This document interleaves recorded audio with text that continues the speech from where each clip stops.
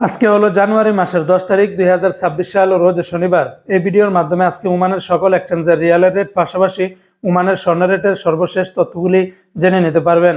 বন্ধুরা, ভিডিওটি শেয়ার করে দিলে অন্য বাইরে জেনে উপকৃত হতে পারবে।